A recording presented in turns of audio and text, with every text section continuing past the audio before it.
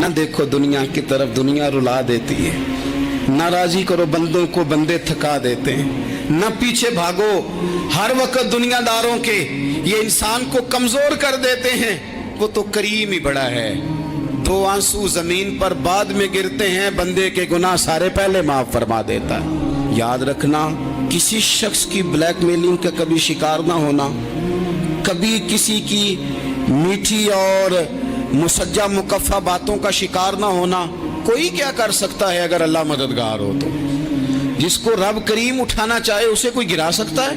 ہم یہ ڈرے ڈرے سہمے سہمے پریشان فیصلہ کرنے کی طاقت نہیں، مجھے چلنا چاہیے کہ نہیں، اٹھنا چاہیے کہ نہیں، کرنا چاہیے، اٹھ باندھ کمر کیوں ڈرتا ہے؟ پھر دیکھ خدا کیا کرتا ہے۔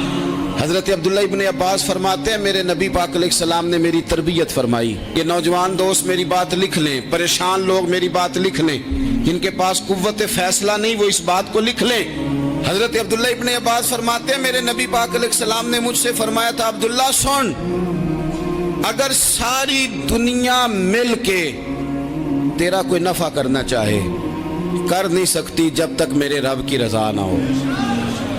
اور فرمایا ساری دنیا مل کے تیرا کچھ بگاڑنا چاہے تو عبداللہ بگاڑ نہیں سکتی جب تک رب کریم کی حکمت کا تقاضا نہ ہو۔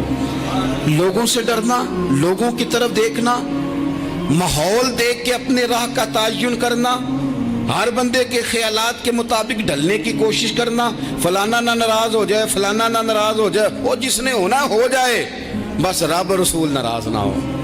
اپنی زندگی میں اپنے مالک کو مولا جان کے، بل اللہ مولاکم، اللہ تمہارا مولا ہے، وہو خیر الناصرین، وہ بہترین مددگار ہے۔ توجہ جب بھی کریں رب کی جانب کریں، اپنے دل کا قبلہ درست رکھیں، سوچوں کے زاویے سیدھے رکھیں۔ میرے بھائی، مالک جب بندوبست کر دے نا، جب مالک بندوبست کر دے، پھر ایسا بندوبست کرتا ہے کہ لوگوں کے پاس نا چارہ نہیں رہتا۔ حضرت مریم رضی اللہ تعالی عنہا پاک باز تھی، مسجد میں رہی تھی، پر مالک کی حکمت کے تقاضے بڑے عجیب ہے نا۔ پھر جناب مریم کو اللہ تعالیٰ نے بغیر شوہر کی اولاد عطا کر دی۔ یہ بات ہی ایسی تھی، وہ کسی نے کہا تھا کہ مخلوق تو فنکار ہے اس درجہ کے پل بھر میں سنگے در کعبہ سے بھی اصنام تراشے، تم کون ہو کیا چیز ہے داغ کبابی، لوگوں نے تو مریم پہ بھی الزام تراشے۔ تو لوگوں نے کہا کدھر سے لے آئی بچہ، تیرا باپ تو ایسا نہیں تھا، کہاں سے لے آئی؟ اللہ کرے میں آپ کو سمجھا سکوں، ذرا اپنے آپ کو وہاں کھڑا کریں کہ ایک پاک باز عورت، پاک باپ کی بیٹی، طیب ماں کی بیٹی، اور اللہ کے گھر میں پرورش پانے والی خاتون، ایک وہ وقت اور ایک یہ وقت کہ اس عورت کو کٹہرے میں کھڑا کر کے پوچھا جا رہا ہے کہ معاذ اللہ تیری گود میں بچہ جائز نہیں ہے، کہاں سے لائی ہے؟ اب خود سے صفائیاں بندہ کتنی کو دے، کتنی کو وضاحتیں کرے۔ اور میں نے تو اپنی زندگی میں دیکھا ہے زیادہ وضاحت دینے والے کو بھی لوگ جھوٹا سمجھنے لگ جاتے ہیں، زیادہ وضاحت دینے پر بھی لوگ کمزوری کا اظہار سمجھتے ہیں کہ کمزور پڑ گیا۔ آپ صلح کی کوشش کرتے ہیں، سامنے والا بزدل سمجھ لیتا ہے، زیادہ وضاحتیں بھی کمزور کر دیتی ہیں۔ اب حضرت مریم کو کٹہرے میں کھڑا کر کے کہا بچہ کس کا ہے؟ تو پھر خدا بندوبست جب کرے، اللہ جب مددگار ہو، تو پھر حضرت مریم کی گواہی درختوں سے نہیں دلوائی، اس نے پتوں سے نہیں دلوائی، پھر فرشتے نہیں بھیجے۔ حضرت مریم کہنے لگی مجھ سے نہ پوچھو، وہ جو پنگوڑے میں ہے اسی سے پوچھ لو، ان سے پوچھو نا، وہ کون ہے پوچھ لو، ان سے کر لو سوال۔ انہوں نے کہا پنگوڑے میں چند دنوں کا بچہ، یہ جواب دے گا؟ مددگار تھا رب، ان کی برات کا اعلان کرنا تھا مالک نے، اور جب مالک اعلان کر دے، جب مالک تیری صفائی دینا چاہے، جب مالک تجھے دنیا کے سامنے نکھارنا چاہے، تو پنگوڑے میں لیٹے حضرت عیسیٰ بول کے کہنے لگے انی عبداللہ آتانی الکتاب، فرمایا میں اللہ کا بندہ ہوں، رب نے مجھے کتاب عطا کر کے نبی بنا کے دنیا میں بھیجا ہے، میں اللہ کا بندہ ہوں، کتاب لے کے آیا ہوں، نبی بن کے آیا ہوں۔ پھر پنگوڑے سے اعلان ہو گیا، پھر بچہ بول پڑا، اور یہ ایک دفعہ نہیں بات ہوئی، یہ بنی اسرائیل میں ایک جریج نام کے شخص بھی تھے جو نماز پڑھ رہے تھے. بعض نے لکھا ہے نفل نماز تھی. اماں نے پکارا تو آئے نہیں, تو ماں کے منہ سے نکل گیا تو اتنی دیر تک مرے گا نہیں جب تک کسی بے حیا عورت کا منہ نہ دیکھ لے. تو وہ عبادت گزار تھے, لیکن لوگوں نے ان کی عبادت, ریاضت, پرہیزگاری کو نہیں دیکھا. بس ایک عورت کو بھیج کے الزام لگوا دیا. وہ عورت آیا جایا کرتی تھی, اب آ جاتی ہیں عورتیں, مسئلہ پوچھنے کی نیت سے بھی آ جاتی ہیں. ماحول میں کچھ جگہ ایسی بھی ہیں جہاں عورتیں دم کرانے کے بہانے آ جاتی ہیں. وہ خاتون آتی جاتی تھی اس خانقاہ پہ, آستانے پہ, یہ بخاری میں موجود ہے. پھر اس نے کہا میری گود میں جو بچہ ہے یہ انہی کا ہے. مجھے بتائیں کیسے بندہ وضاحت دے. حالات خراب ہو گئے, لوگ کٹیا جلانے لگے, ماحول اور طرح کا بن گیا. میرے نبی پاک علیہ الصلوۃ والسلام فرماتے ہیں پھر اس رب کے بندے نے کہا مالک تو کریم ہے, تیری مشیت کا تقاضا آیا جو میری ماں نے جملے بولے تھے, پر اب میں وضاحت دینے کے قابل نہیں رہا, اب تو ہی کرم کرے گا تو دروازہ کھلے گا. تو وہ چند دنوں کا بچہ پنگوڑے میں بول کے کہنے لگا میں اس درویش کا نہیں, میں تو فلانے چرواہے کا بچہ ہوں, وہ جو بکریاں چراتا ہے. رب کی مدد کو پکاریں, اپنے ساتھ اپنے مالک کی مدد کو شامل کریں, تھوڑے رزق پر بھی گزارا اچھا ہونے لگ جائے گا. سارے لوگ آپ کو گرانے کی تدبیریں کر رہے ہوں گے اور مالک آپ کو عزتیں عطا فرما دے گا. اس کی بارگاہ سے حکمت کا تقاضا اور ہو جائے گا. ہم نے ساری زندگی لوگوں کو راضی کرنے میں گزار دی, ساری زندگی بڑھاپا آ گیا بچوں کو پالتے, اور بچوں نے آخری عمر میں کہہ دیا ابا اگر کوئی ڈھب کا کام کر لیتے تو آج ہمارے دن بھی پھر نہ جاتے. ساری زندگی گزار دی بہن بھائیوں کو راضی کرنے میں, ساری زندگی گزار دی ذمہ داریاں اٹھانے میں. ان کو 99 دفعہ دیا, ایک دفعہ نہیں دیا تو انہوں نے کہہ دیا تو نے تو کبھی دیا ہی نہیں, تو تھا ہی نہیں. ساری زندگی محلے داروں علاقے والوں کو راضی کرنے میں گزار دی. اور میں نے ایسے لوگ بھی دیکھے دین کے لیے وقت گزارا, لیکن جب بڑھاپے میں دانت کام نہ کرتے تھے تو وقت کے مفتیوں کو بھی مسجدوں کی کمیٹیوں نے کہہ دیا اب آپ کی سمجھ نہیں آتی, ہم نے خطیب کو یور رکھنا ہے. میں کہتا ہوں کہ جتنے درد سے آپ امیر کو اپنی کہانی سناتے ہیں نا, اور جس طرح آپ کے آنسو بات کرنے سے پہلے گر جاتے ہیں کہ غریب ہیں, بچیاں ہیں, کاروبار نہیں, او میرے سنگیو, اس سے آدھے آنسو اپنے رب کی بارگاہ میں بکھیرو, اس کے حضور عرض گزار ہو جاؤ, اس سے طلب کرو. ایک وقت انسان پر زندگی میں ایسا آتا ہے کہ اسے یوں محسوس ہوتا ہے کہ میرا سایہ بھی ذرا سا پیچھے ہٹ گیا ہے. اسے یوں لگتا ہے کہ میں کسی سہارے پہ ہاتھ ڈالتا ہوں تو وہ بھاگ جاتا ہے مجھ سے. لیکن مالک کی بارگاہ ایسی عظیم بارگاہ ہے, رب رسول کے آستانے اتنے بڑے ہیں کہ آپ جب وہاں کشکول طلب دراز کرتے ہیں تو جھولی پھیلانے میں دیر لگتی ہے, ان کو بھرنے میں تو کوئی دیر نہیں لگتی. ہم نے اپنا سوچ کا قبلہ ہی دنیا کو بنا لیا ہے. یہ جو اللہ والوں کی مدد ہے یہ تو عین اللہ ہی کی مدد ہے, لیکن یہ جو سیٹھوں کی طرف توجہ کرنا, نوابوں کی طرف توجہ کرنا, دنیا داروں کی طرف توجہ کرنا اور اپنا مزاج اس طرح کا بنا لینا, یارو گردن کو جھکا دیتا ہے خیرات کا پتھر, جہاں میں مانگنے والوں کے سر کبھی اونچے نہیں ہوتے. اور اقبال کہتے ہیں غیرت ہے بڑی چیز جہانے تگ و دو میں, پہناتی ہے یہ فقر کو تاج سردارا. میں عرض کروں گا کہ اپنی آپ جب توجہ کا قبلہ اللہ رسول کو بنائیں گے تو رب فرماتا ہے وَيَرْزُقْهُ مِنْ حَيْثُ لَا يَحْتَسِبُ, میں نہ تجھے وہاں سے رزق دوں گا جہاں سے کبھی تیرا گمان بھی نہیں کیا ہوگا. یہاں سے بھی مل سکتا ہے, تو نے سوچا بھی نہیں ہوگا. بخاری شریف میں حدیث ہے, حضرت جابر ابن عبداللہ فرماتے ہیں نبی پاک صلی اللہ علیہ وسلم نے نا 300 لوگوں کا ایک لشکر روانہ کیا کسی مہم کے لیے, کسی جہاد کے لیے.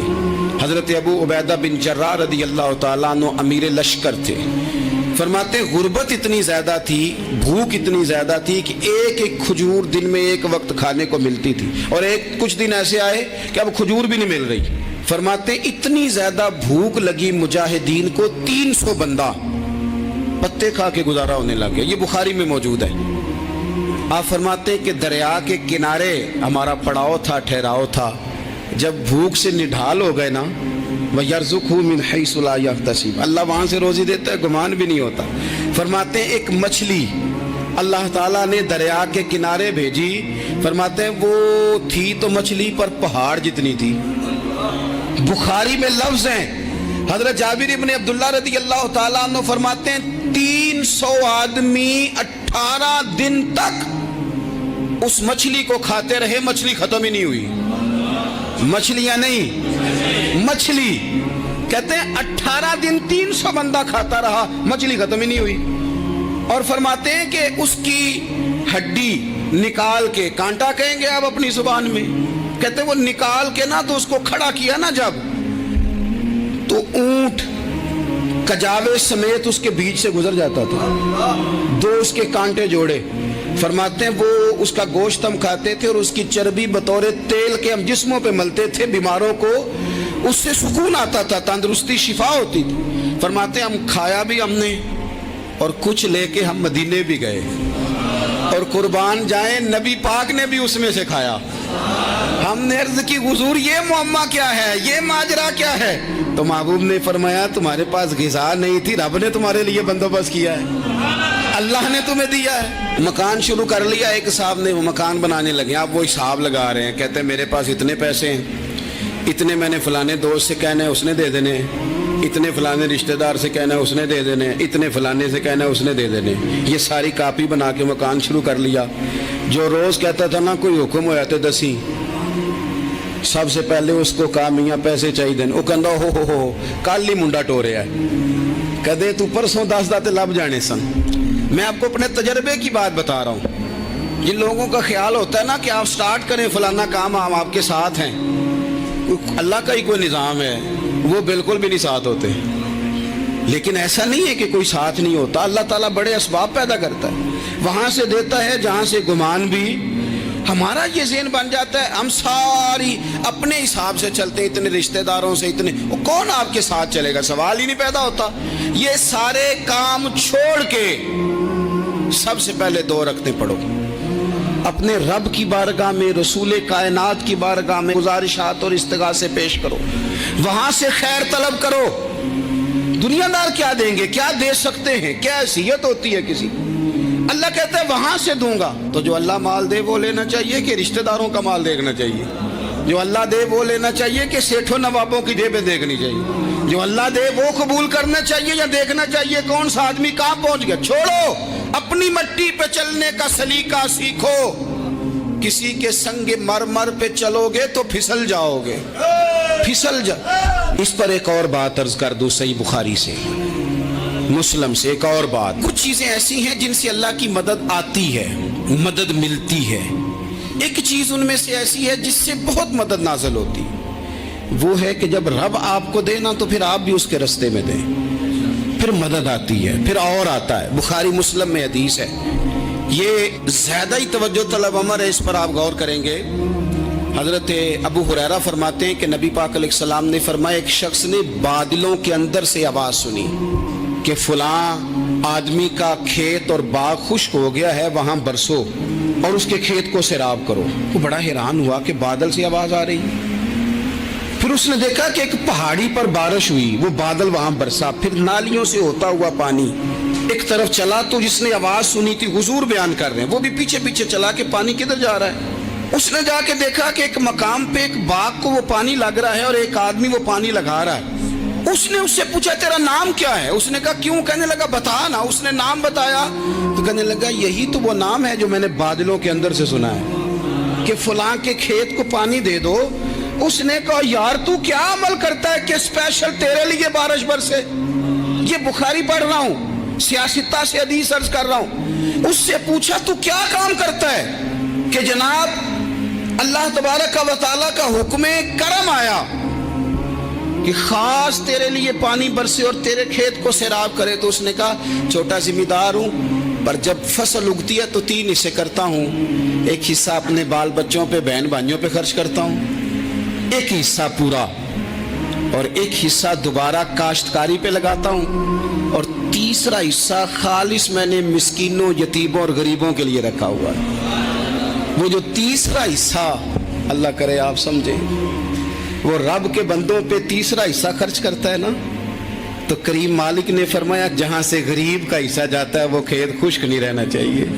वो जहाँ से मिस्कीन रोटी खाते हैं वो खुश्क ना रहे। जहाँ से यतीमों को कुछ आता है कहीं उसकी फसल रह ना जाए। मैं और आप भी अगर अपने माल में मिस्कीनों, यतीमों, गरीबों के हिस्से रख लेंगे तो फसलें खुश्क नहीं रहेंगी। उनके अंदर ताजगी आएगी, नूर आएगा, करम आएगा, खास कर खुदा की रहमत बरसेगी।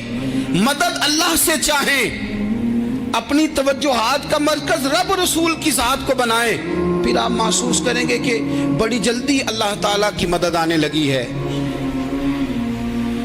कभी आप सिर्फ कह देना मेरा रब मेरे साथ है, इस लफ्ज में इतनी ताकत है कि दुश्मन वैसे ज़ेर हो जाता है। जिंदगी में किसी से भी लड़ाई हो तो अच्छी तरह सोच लें कि अल्लाह उस तरफ है या इस तरफ है। अगर आप ज्यादती पे हैं तो फिर रब मजलूम की जानिब है। अगर अल्लाह की मदद आपके साथ है तो दुनिया की कोई ताकत आपको गिरा नहीं सकती। और अगर आप मजलूम के मुकाबले में जालिम बन के आप खड़े हो गए हैं और आपने रवैया वो इख्तियार किया है कि जिसमें मदद नहीं आएगी, तो फिर याद रख लें कि आप कोई भी हैं, कहाँ भी हैं, आप कमज़ोर हैं। ताकतवर थे इब्तदाए इस्लाम में, ज़ाहिरी ताकत थी कुफारे मक्का के पास। वो डंडों से मारते थे गरीबों को, उनके हाथों में डंडे थे, पर खुदाई ताकत इन मजलूमों के साथ थी। साहिब ज़ुरकानी ने लिखा है, हज़रत ज़ुनैरा रदी अल्लाह ताला अन्हा एक लौंडी है, गरीब है, माड़े दा की काम मोहम्मद नस जाना या रोना। गरीब सादी बीबी और लौंडी कनीजा, एक मुशरक की कनीजा थी, इन्होंने कलमा पढ़ लिया। वो डंडों से मारता, दुर्रों से मारता, तकलीफ देता। हजरत ज़ुनैरा रदी अल्लाह ताला अन्हा को इतना मारा, इतना मारा। अब आप एक और पहलू पर भी गौर करें, मार भी पड़ रही है पर खुदा इधर ही है, अल्लाह की मदद इधर ही है। रब कहता है कि पहले तू सब्र करना, इन्नल्लाह माअस साबिरीन। तू सब्र करेगा तो फिर रब की मैयत मिलेगी। जरा ठहरना, तू थोड़ा डटना। इन्नल्लज़ीना क़ालू रब्बुनल्लाहु सुम्मा इस्तक़ामू ततनज़्ज़लु अलैहिमुल मलाइका। तू कह अल्लाह मेरा रब है, फिर तू पहले डट, पहले तूने डटना है। सुम्मा इस्तक़ामू, जो डट गया, ततनज़्ज़लु अलैहिमुल मलाइका, डटने वाले के लिए मदद आती। पहले थोड़ा ठहरना पड़ता है, पहले थोड़ा सब्र करना पड़ता है, हौसला करना पड़ता, उसके बाद मदद आती। मार पड़ रही है, मारा जा रहा है। हजरत ज़ुनैरा को उनका मालिक जो है, ज़ाहिरी आका, वो मार रहा है। ये कनीज़ा है, माँ इतना मारा, इतना मारा, उनकी बिनाई चली गई, नजर आना बंद हो गया। अबू जहल आया और कहने लगा, ज़ुनैरा देखा ना हमारे बुत तेरी आंखें ले गए, माज़अल्लाह, लातो मनात हमारे बुतों ने तुझे अंधा कर दिया। अब ऐसा नहीं है कि बीबी रोती जा रही है, रोती जा रही है, मायूसी मायूसी, माज़अल्लाह, परेशानी, गरीबी बड़ी है, पूछने वाला कोई नहीं, ये बातें नहीं। क्या जुमले हैं खातून के, क्या लफ्ज हैं। अबू जाल ने तंजिया कहा, माज़अल्लाह, कहने लगा देखा ना हमारे बुतों ने तुझे अंधा कर दिया। तो जनाब ज़ुनैरा आंखों की बिनाई गई है, रात को गई है, दुख अभी ताजा है, लेकिन अल्लाह पे जो तवक्कुल है, अपने मालिक से जो रिश्ता है, वो इतना मजबूत है, इतना ताकतवर है, उसमें इतनी गहराई है कि हजरत ज़ुनैरा बोल के ना इतनी कुव्वत से बोली, इतनी ताकत से बोली कि पूरे कुफर पर लर्जा तारी हो गया। फरमाने लगी, तुम्हारे बुतों की क्या औकात है कि वो मेरी बिनाई ले जाएं।